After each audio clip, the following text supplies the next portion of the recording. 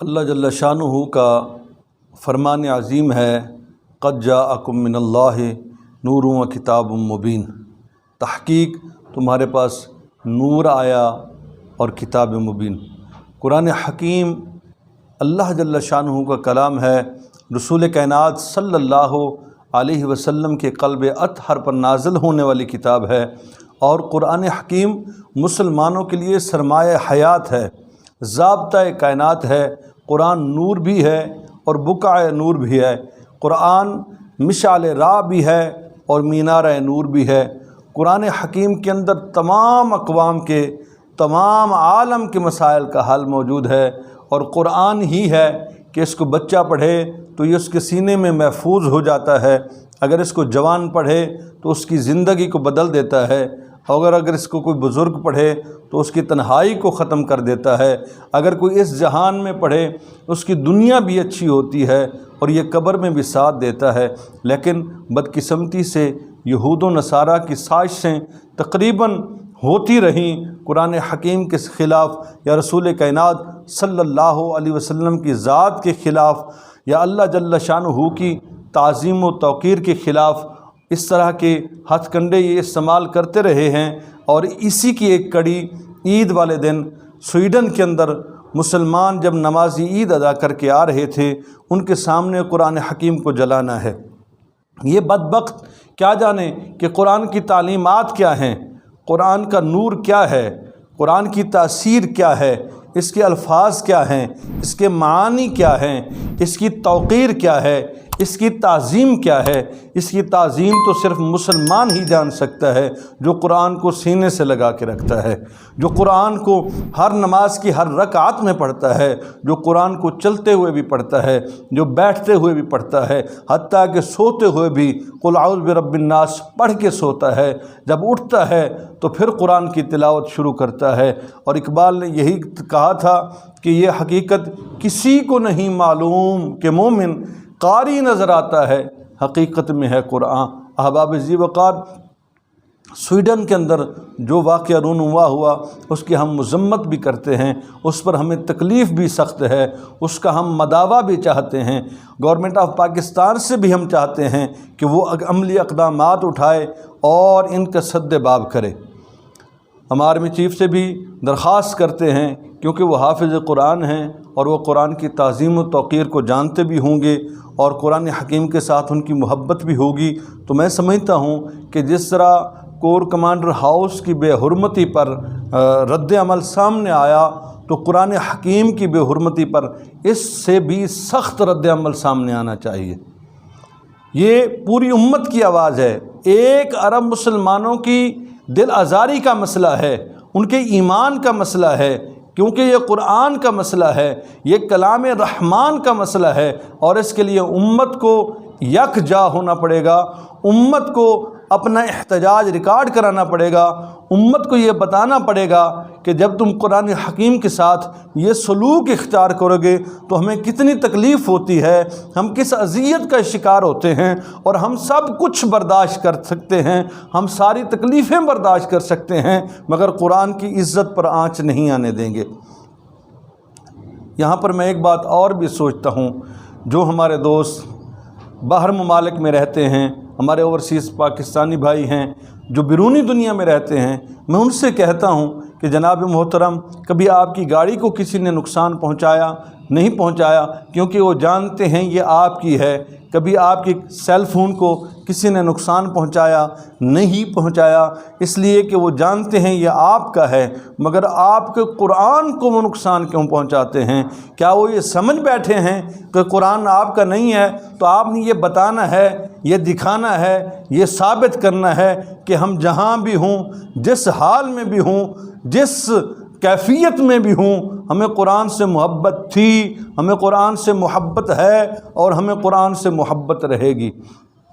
احباب ذی وقار، کیا قرآن کے ورق جلانے سے قرآن ختم ہو جائے گا؟ یہ ان کی خام خیالی ہے۔ قرآن نے آج سے 1400 سال پہلے یہود و نصارہ کو ایک چیلنج کیا تھا کہ فَأْتُوا بِسُورَةٍ مِّن مِّثْلِهِ، تم اس کی مثل ایک صورت لے آؤ، ان کنتم صادقین، اگر تم سچے ہو۔ 1400 سال گزر گئے، ان کے پادری بھی آئے، ان کے راہب بھی آئے، ان کے مذہبی رہنما بھی آئے، ان کے پڑھے لکھے لوگ بھی آئے، لیکن قرآن کی ایک سورت تو کجا، ایک آیت تک نہیں، بلکہ ایک آیت تو دور کی بات ہے، قرآن کے مقابلے میں ایک لفظ بھی نہیں لا سکے۔ اور یہ قرآن سے تعصب رکھ کے قرآن کے اوراق کو جلاتے ہیں۔ قرآن تو ہمارے سینوں میں محفوظ ہے، قرآن تو ہمارے سینوں کے اندر موجزن ہے، قرآن کے نور سے ہمارے بچوں کے سینے منور ہیں۔ ہمارا 6 سال کا بچہ حافظ قرآن ہے، اور وہ قرآن کا محافظ ہے۔ اگر خدا نہ خاصہ خاکم بدہن پوری دنیا سے اوراق اٹھا لیے جائیں، قرآن حکیم کے تمام نسخے ختم کر دیے جائیں، اور پھر کہا جائے کہ لو جی اب قرآن کہاں ہے، تو ہمارا 7 سال کا بچہ تمہیں الحمد سے لے کر والناس تک قرآن سنا بھی دے گا، قرآن لکھوا بھی دے گا۔ اور انشاءاللہ اس میں نہ مد کا فرق آئے گا، نہ اس میں شد کا فرق آئے گا، نہ اس میں جزم کا فرق آ جائے گا۔ ہم نے دیکھا ہے، آپ کی انجیل بھی دیکھی ہے، ہم نے زبور بھی دیکھی ہے، ہم نے تورات بھی دیکھی ہے، لیکن افسوس اس بات کا ہوتا ہے کہ آپ واشنگٹن ڈی سی سے تورات کا ایک نسخہ لیتے ہیں اور پھر لندن سے لیتے ہیں، دونوں میں فرق ہے۔ آپ شکاگو سے لیتے ہیں یا مشیگن سے لیتے ہیں، ان دونوں میں فرق ہے۔ آپ میلبورن سے لیتے ہیں یا سڈنی سے لیتے ہیں، ان میں بھی فرق ہے۔ آپ سویڈن میں چلے جاتے ہیں، آپ ہوم سٹاک سے لیتے ہیں ایک نسخہ، تورات ہو یا انجیل ہو، یا آپ مالمو سے ایک نسخہ لیتے ہیں، دونوں میں فرق ہے۔ لیکن اللہ کی قسم، مشرق سے لے کر مغرب تک، جنوب سے لے کر شمال تک، آپ جہاں سے جو مرضی ہے قرآن کا نسخہ لے لیں، انشاءاللہ زیر زبر کا فرق بھی ظاہر نہیں ہوگا۔ انجیل تحریف شدہ، تورات تحریف شدہ، زبور تحریف شدہ، لیکن آج تک کسی مسلمان نے یہ حرکت تو نہیں کی ہے کہ انجیل کو جلائے یا تورات کو جلائے یا زبور کو جلائے، اگرچہ یہ وہ کتابیں نہیں ہیں جو جناب موسیٰ علیہ السلام لے کر آئے تھے، یا جناب عیسیٰ علیہ السلام لے کر آئے تھے، یا جناب داؤد علیہ السلام پر جو نازل ہوئی تھیں، اگرچہ یہ وہ کتابیں نہیں ہیں، لیکن یہ ان پر نام انہی کا ہے، تو مسلمان اس کی بھی تعظیم کرتے ہیں۔ لیکن اس کے رد عمل میں آپ نے کیا کیا کہ آپ قرآن کو جلا دیں گے اور 1 ارب سے زائد مسلمان ہاتھ پر ہاتھ دھر رکھے بیٹھے رہیں گے۔ ایسا نہیں ہوگا انشاءاللہ، اور ہو سکتا ہی نہیں ہے جب تک اس روئے زمین پر ایک بھی مسلمان موجود ہے وہ قرآن کی حفاظت کے لیے خود کو پیش کرتا رہے گا۔ اور تم قرآن کی شان کیا جانو؟ حضرت عائشہ صدیقہ رضی اللہ تعالیٰ عنہ فرماتی ہیں رسول محبت، رسول رحمت، رسول کائنات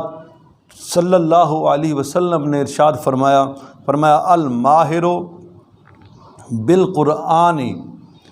مع السفرۃ الکرام البررہ، جو قرآن کا ماہر ہے، جو قرآن کے الفاظ کو بھی جانتا ہے، قرآن کے معانی کو بھی جانتا ہے، قرآن کی تفسیر کو بھی جانتا ہے، قرآن کی تفصیل کو بھی جانتا ہے، اس کو ناسخ کا بھی پتہ ہے، منسوخ کا بھی پتہ ہے، اس کو آیات محکمات کا بھی پتہ ہے، آیات متشابہات کا بھی پتہ ہے، وہ قرآن کے معانی سے واقف ہے، تو ایسا ماہر، قرآن پڑھنے والا، قرآن کو سمجھنے والا، مع السفرۃ الکرام البررہ، وہ معزز فرشتوں کے ساتھ ہوگا، وہ مکرم رسولوں کے ساتھ ہوگا، وہ معظم نبیوں کے ساتھ ہوگا۔ پھر میرے نبی علیہ السلام نے ساتھ ایک جملہ اور ارشاد فرمایا، دیکھیں یہ بڑے مقام و مرتبہ والی بات ہے، اور یہ مقام مہارت قرآن 1 سال میں نہیں، 5 سال میں نہیں، اس پر 20 سال لگتے ہیں، پھر جا کے قرآن حکیم کے علوم پر کچھ مہارت حاصل ہوتی ہے، اور اس میں اللہ کی عطا شامل ہوتی ہے۔ ہر شخص کے مقدر میں ایسا نہیں ہے، لیکن 1 ارب سے زائد مسلمان ہیں، سارے ماہر تو نہیں ہیں، تو پھر ان کے لیے قرآن پاک میں کیا ہے؟ فرمایا والذی یقرأ القرآن ویتتعتع فیہ، اور وہ شخص جو قرآن کی تلاوت تو کرتا ہے، قرآن پڑھتا ہے، قرآن کی قرات کرتا ہے، لیکن اٹک اٹک کے پڑھتا ہے، اور اس سے پڑھا نہیں جاتا،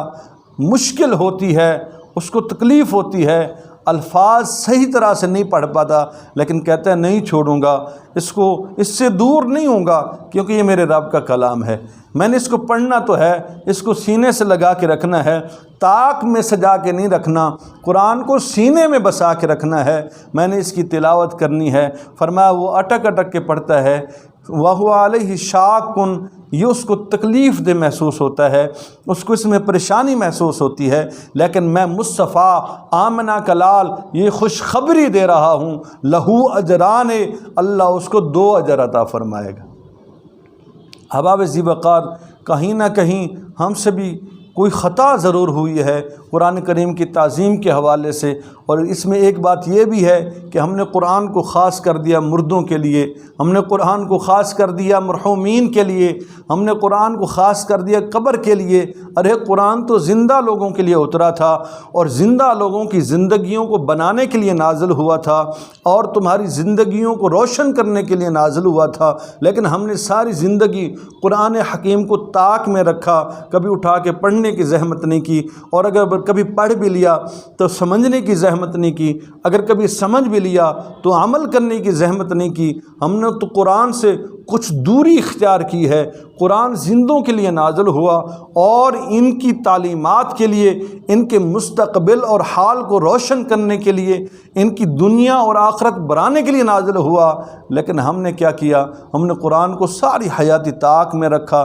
جب بیٹی کو بیاہا تو سر پر قرآن پاک کا سایہ کر دیا، جب کوئی فوت ہونے لگا تو یاسین سورت پڑھ دی، جب کوئی فوت ہو چکا تو اصالہ ثواب کی نیت سے قرآن پاک کی تلاوت کر دی۔ یہ حقیقت ہے کہ جب بھی آپ قرآن پڑھیں گے اللہ آپ کو ثواب عطا فرمائے گا، جب بھی آپ ایک حرف پڑھیں گے میرے رسول نے وعدہ کیا ہے اللہ آپ کو 10 نیکیاں عطا فرمائے گا، جب بھی آپ ایک بار سورہ اخلاص کی تلاوت کریں گے اللہ آپ کو 10 پاروں کا ثواب عطا فرمائے گا۔ لیکن صاحبو، یہ بات بھی ہمیں ذہن نشین رکھنی چاہیے کہ صرف حروف کی تلاوت یا مرحومین کے ایصال ثواب کے لیے نہ رکھیں، بلکہ اپنی زندگی پر قرآن کریم کی تعلیمات کو لاگو بھی کریں۔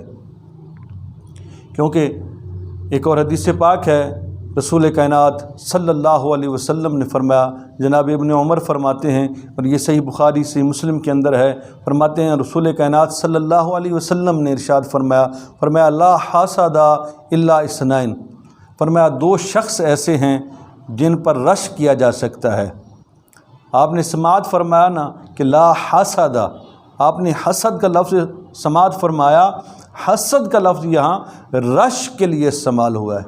حسد تو کسی صورت جائز ہی نہیں ہے نا، کسی صورت۔ حسد کا معنی کیا ہوتا ہے؟ حسد کا معنی یہ ہوتا ہے کہ کوئی شخص آپ کے پاس کسی نعمت کو دیکھے اور کڑنا شروع ہو جائے، تکلیف ہو، اس کو جلنا شروع ہو جائے کہ اس کے پاس یہ نعمت کیوں ہے، اس سے یہ نعمت ضائع کیوں نہیں ہوتی، اس سے زوال نعمت ہو جائے، اس کے پاس یہ نعمت رہے ہی نہ، اس سے نعمت ختم ہو جائے، اس کو حسد کہتے ہیں۔ اور رشک کسے کہتے ہیں؟ کہ آپ نے کسی کے پاس کوئی نعمت دیکھی تو اپنے رب سے گویا ہوئے، مالک اس کو عطا کی ہے تو قادر کریم ہے، مجھے بھی ایسی عطا فرما۔ رشک کرنا اور ویسی چیز طلب کرنا اس کو رشک کہتے ہیں۔ لیکن رشک بھی رسول محبت، رسول رحمت صلی اللہ علیہ وسلم نے فرمایا